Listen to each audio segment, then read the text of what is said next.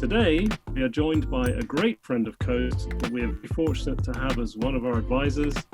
He's an author, a historian, a lawyer, and from 2001 to 2010, was the mayor of St. Petersburg, which is Florida's fourth largest city.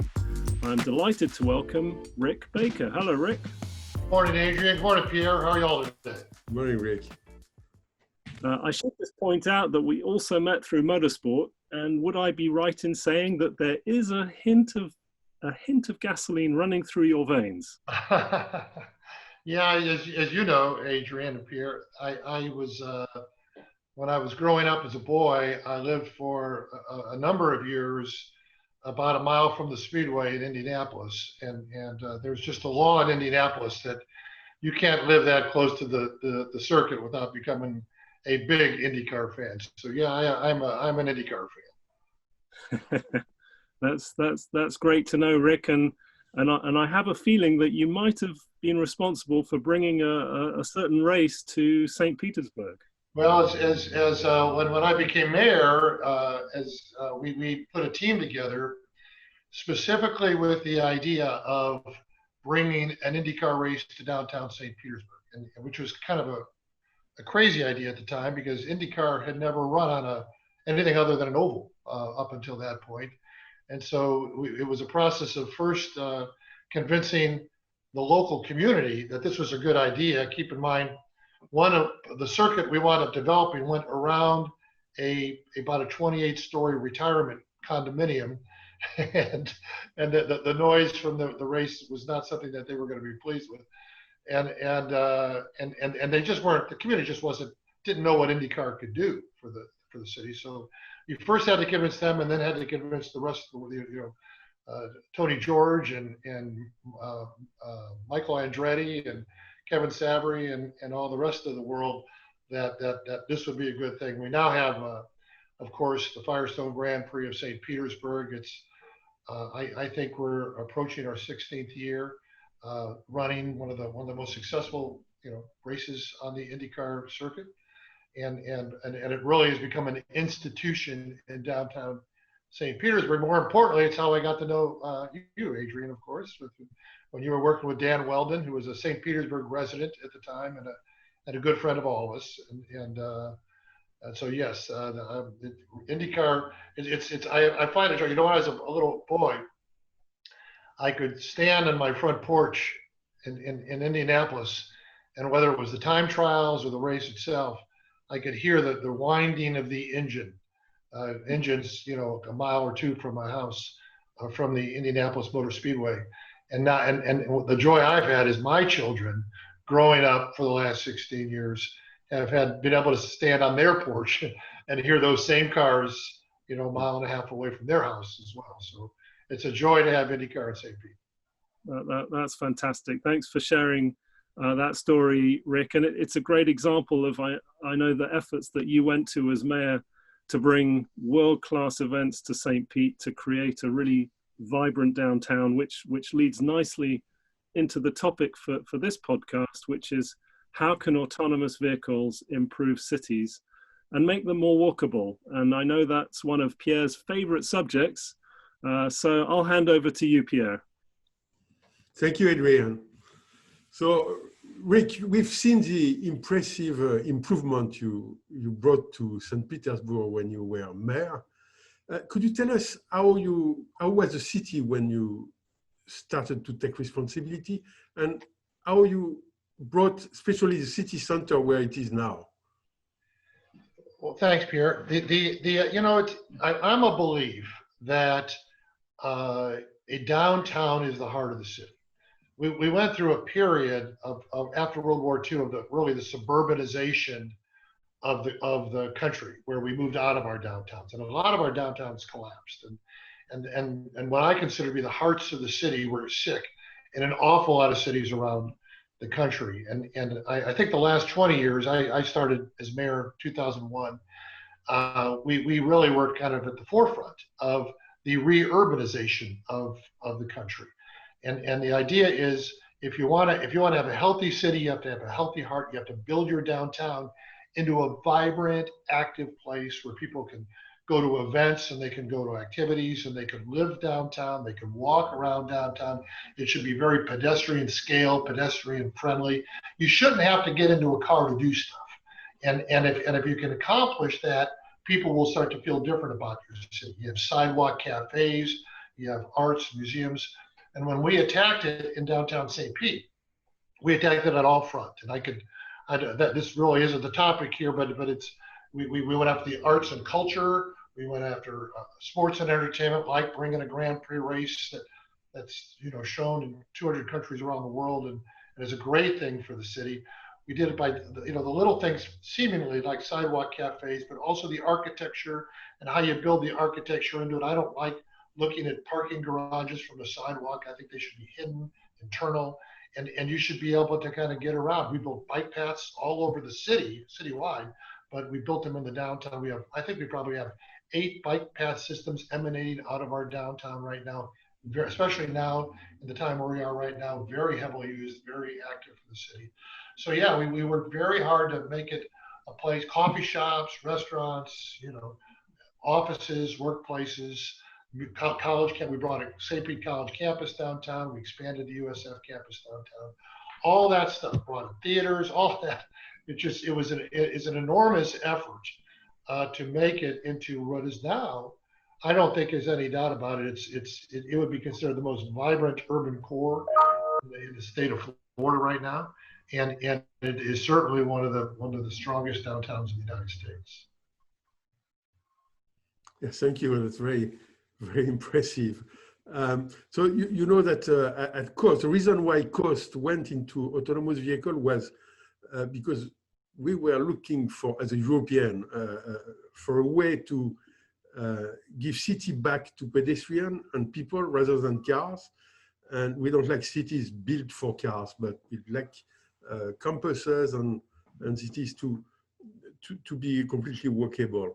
How do you think autonomous vehicle for people transportation could be installed, set up in city center to improve this livability? I have loved the idea of the coast autonomous vehicle from the first time, Adrian shared it with me a little while ago.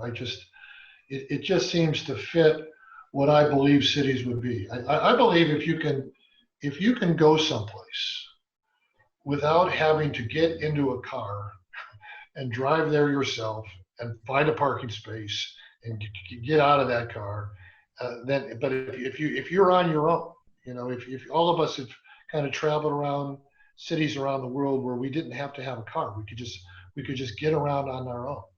And if you can do that, you feel differently about your city. You feel more connected. You feel like you feel more empowered because I don't have to worry about that. I don't have to worry about where am I going to park, whether I can get a car. I can just get up and go. And I think that's so important. It's a side thing, but I put a policy in place called Playing Close to Home in the city, where I built a playground within a half-mile walk of every child in the city. And I did that because I wanted people to feel they didn't have to get in the car to go do something, that they could just walk there and they could enjoy that with their neighbors and all that. So as far as what the autonomous vehicle does to you it enables that. It's not just about pedestrian walkability, which I think is very important, but walkability is kind of a link. It's a component of the overall effort to allow people to move themselves. And I think that's what's so important. I am empowered to move myself. I can do it on a bicycle. I can do it by walking. I can do it by hopping on an autonomous vehicle and going from one place to another.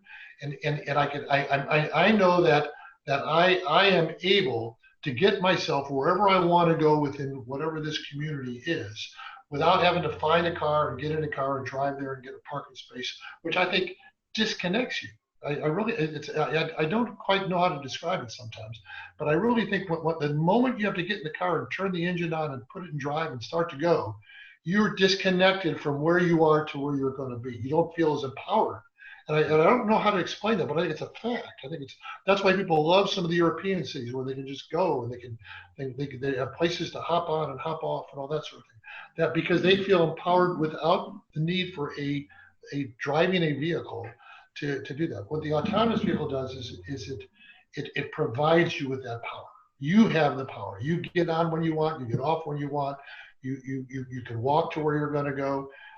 And now what it opens up the entire smorgasbord of downtown to your access, and that's beautiful. I love it. I love it. Thank you very much. I love this idea. You present it very well. Yeah, it's a fact. I get really pumped up about it. And what I love about it's funny because all of us have also been on trolleys with have drivers and all that. Somehow we feel more empowered if we're getting on a vehicle that somebody else is not driving. And it's almost like the metro in some of the cities. If I can hop in and hop off a metro, then I feel more empowered than even in a bus when there's a driver. I don't know why that is, but I think it's a fact. And it's this concept of me being able to move myself around this community without relying on somebody else to do it. I could just do it. And I can be flexible on it. I can go wherever I want to go. I can turn around and go back the other way if I want. And I know I can get there just by having the ability to either walk or, again, ride a bike or hop on a unmanned vehicle and have it take me where I want to go. I think it's a great thing. I also think I'm talking a lot, but I also think that it is a part of the cool factor. One of the things I set out is to make St. Petersburg a cool city. If you got a Grand Prix race, if you got an IndyCar race running around the downtown, you're a cool city. If you have the Salvador Dali Museum with this magnificent collection and magnificent facility in the heart of your city, you're a cool city. If you bring 10 to 15,000 people downtown every week, every Saturday to a farmer's market, that is just an amazing place with music and activities and fresh food and farmers' food and stuff you can eat and places to sit in the shade and enjoy yourself and listen to music and meet people and talk to your friends. That's a cool city. Well, autonomous vehicles are a huge cool factor for any community that wants to have it. We went to USF, as you know. We were all there together, and we just were doing a demonstration project of the coast autonomous vehicle, going back and forth down just one strip of a park at the USF campus in Tampa, and the students were just blown away by it because of the cool factor, because they see it as, man, this is cool. They see that as a piece of their future. That's what they see. But it's not, I'm a little older than those students, but I still see it as part of my future too. And I feel this is really cool. I want that to be part of my community. I want to be part of that. And if you're in a downtown like I've described in St. Pete is now, and then you put in an autonomous vehicle running around, you're gonna be having people say, I want to live in that city. I want to live in that city. And so I think that's what autonomous vehicles brings to it. Because everybody knows this is where the world's going. Everybody knows that, and it's just a matter of what is the timing of that. And I think that the autonomous vehicles are going to be the first in line of all. I'm sorry, the low speed shuttle is going to be the first in line of all autonomous vehicles coming forward. We read about all the worldwide autonomous vehicles going on, but if you're going to go 70 miles an hour down an interstate, that's a much more difficult and dangerous proposition than going 20 miles an hour on an autonomous low-speed shuttle in a downtown setting. And so I believe these low-speed shuttles, the coast shuttle, is going to be the first, if not the first, among the first that are going to be deployed around the world, because it's going to be because of the ability to do it at a very safe basis and with the technology that we have. Thank you very much. With this COVID situation, it seems that we see that a huge increase in home deliveries and of goods and food and everything like that. So it's being said that autonomous vehicle will help on this matter. That being said, do we want small autonomous, whatever delivery thing on the curbside? how would you, as a mayor, how would you organize this delivery? How do you see it as a solution? And Well, anybody that's willing to bring open wheel cars going 200 miles an hour into the heart of their downtown is willing to try new things. And so I would say that again, for all the reasons I've just described, I would be very aggressive I'd obviously I look at the safety issue of everything that we did, but I would be very aggressive in trying to deploy autonomous vehicles in various ways in the community. You described deliveries, and I think that will be part of it as we go. But it's as simple as it could be as diverse of an idea as reading water meters. So you have people driving around the city through the alleys reading water meters. Well, you don't really need a person in the vehicle to do that. If you have a barcoded water meter and you go around, there's the technology there is to read it, and so you could, and that's the type of thing you could do at 3 a.m. when there aren't people out on the road, and there's functions of the city government, county government that are necessary that you could deploy these type of vehicles in to do delivery. Let's say you're out at a site when you're working on a water main or something like that, and you need something brought out to you. Rather than send a guy back and send somebody else back, you could have an autonomous vehicle just from the water department clicked in and deliver it directly to wherever you are, and you can pick it up. Whatever it is. Think of you have a problem with a vehicle on the road that needs to be fixed or needs something, the delivery of it. I'm really boring into the functions of the city government beyond the consumer aspects of it, which is what you were describing, Pierre, which I think are also very strong. And we're seeing it now. I mean, it's anybody watching this video has probably purchased 10 times more online in the last 4 months than they did the rest of their life, because we've all converted to that now. Even groceries we've converted it to. So I more and more and more, if you can there's no reason that you have to have a body in that vehicle to be able to transport it around. And I think more and more we're going to see that. More and more we're going to see various ways of deploying these technology. It's kind of like when they started the cell phone, and then they went to the smartphone. Well, the ways of utilizing the smartphone were only limited by the imagination of the people that were at Samsung and Apple and all the people in their garage building apps and everything else. They're only limited by the imagination of the world. And once you have a autonomous technology, I think the ways in which it can be implemented will be.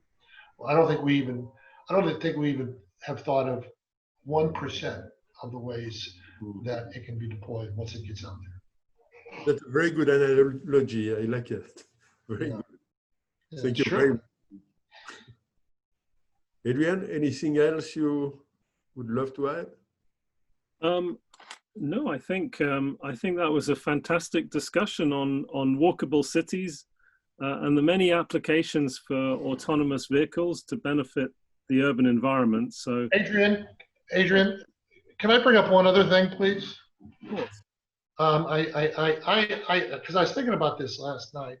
I'm involved in, the first wave of reurbanization came to the big cities, like St. Petersburg. But it hasn't hit the mid-sized and smaller cities to the same degree. They still are not quite as built up, and they're not as vibrant and active with the restaurants and cafes and all that. But it's coming, and I'm involved in that effort in Florida through cities all over Florida, mid-sized, small cities all over Florida. And what I like about the autonomous vehicles is when you start talking about transit. If you want to go to a Boston or a New York or something, and the idea of building a major transit system with rail and right away purchased, and it takes if you decide you're going to do one line in a major city today, it's going to take you 20 years before it is activated. 20 years, because think about the cost of the planning, the effort, the right of way, working with the Department of Transportation, and all that. It's going to take that long. But you could do an autonomous vehicle in a minute, you know. So when you get into, so like for instance, I'm very involved in Winter Haven, Florida. Really cool mid-sized city in the center, about halfway between St. Petersburg and Orlando. And they're never going to put a transit system, you know, a rail transit metro system in downtown Winter Haven. It's not going to happen. But they could, in a heartbeat, put a autonomous vehicle that starts running on a circuit around their downtown to deliver people around. And I think I think it's good for the larger cities, you know. But I think also when you start talking about the smaller and mid-sized cities, I think it's going to make this idea of walkability and transit and connectivity and I call it the mobility of the individual is really what we're talking about. I think it's going to make it so much more accessible to the mid-sized cities and the smaller cities as well, like the Winter Haven where I do so much work in, and others. I've been to every mid-sized smaller city in Florida, and all of them could use this kind of thing in their downtown centers. So I wanted to get that up. Thanks. No, I think that's great, and that's all about sort of building community and really creating that sort of fabric of you know, connecting people together. And we should remember that. We should remember that what we're doing is not just this is not just about transit or walkability. What we're trying to do is improve the quality of life of the people that live in our community. That's what we're trying to improve the quality of life of the people that live in our communities. This is a tool of doing it. Mobility of the individual, autonomous vehicles, walkability, pedestrian scale, all that are tools that we use to improve that quality of life for people in our communities. And that's what I love about Coast Autonomous, because it is at the forefront, literally in the world, of a group that's doing it. Well, that's great, Rick. We really appreciate it. We've loved having you on our podcast today, and good to be here. Thank you. Thank you, Rick, and we hope you enjoyed the podcast, and please join us again for more Connected with Coast Autonomous. Thank you, Rick. Thank you, Pierre.